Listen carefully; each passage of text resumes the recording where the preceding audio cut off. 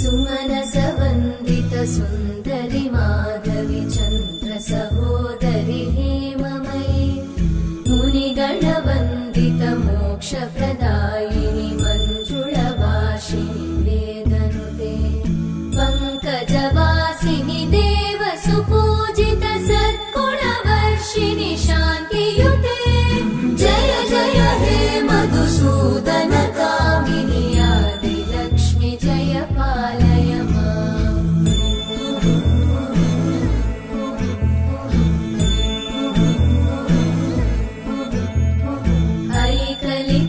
ऐकलिकल्मषनाशिनि कामिनि